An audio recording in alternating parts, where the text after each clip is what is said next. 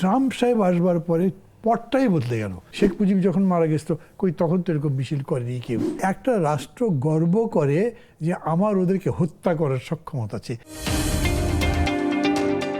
Trump সাহেব আসবার পরে পটটাই বদলে গেল। মানে আমি প্রথম বুঝতে পারিনি যে কি ব্যাপারটা কি ইরান আক্রমণ করলো নাকি। প্রথম নিউজটা আমি শুনছি যে ইরান মিসাইল দিয়ে একেবারে সবগুলো আমেরিকান যে বেস আছে সেগুলোতে টর্পেডোর মতো করছে।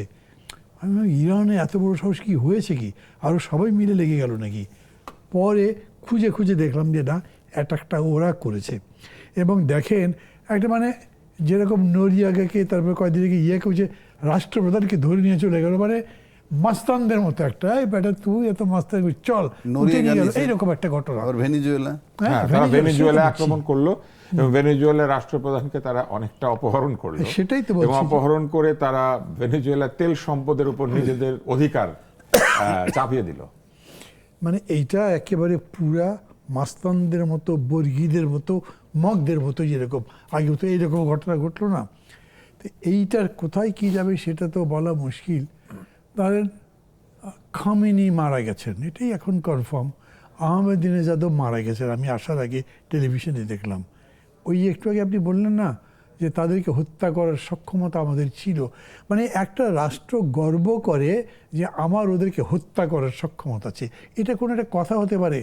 আপনার হাতে একটা গান আছে, আপনি এখন আমাকে গুলি করে দিতে পারেন, আমি কি করতে পারি?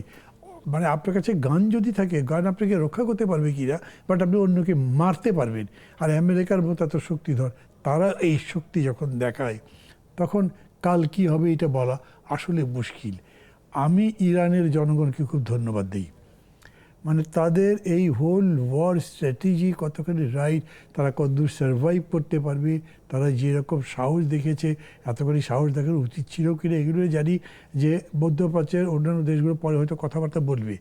কিন্তু জনগণ মানে যখন তারা যেন খামেনি মারা গেছে তারপরে যেভাবে মিছিল করছে, আমি তুষার আপনাকে বলি ভাই, এই বাঙালি জাতির উপরে আমার অনেক শ্রদ্ধা আছে, কিন্তু এই বাঙালি জাতি এইরকম কেসে এইভাবে একটা মিছিল বার করতো কিনা।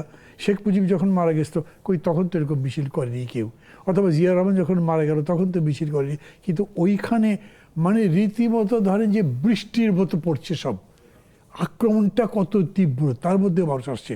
ফলে প্রথম কথা হচ্ছে যে আমি ভাবছি চট করেই এটা থেমে যাবে না, এটা কোন দিকে টার্ন নেবে তা বুঝতে পারছি না। আর অস্ত্রশস্ত্র এখন নতুন নতুন নাম আসছে। ইরান কত ধরনের মিসাইল বার করেছে, কত ধরনের ড্রোন বের করেছে, মানে এগুলো অন্যদের চাইতে কত উন্নত এগুলো বলছে। আবার আমেরিকা ব্যালিস্টিক মিসাইল দিয়ে অ্যাটাক করছে বা কী কী করছে, সব কিছু একটা ভয়ঙ্কর একটা যুদ্ধের রূপ নিচ্ছে। একটা অ্যাটাকে 200 মানুষ মারা গেছে, মানবতার চূড়ান্ত অবমাননা, একেবারে ধর্ষণ চলছে।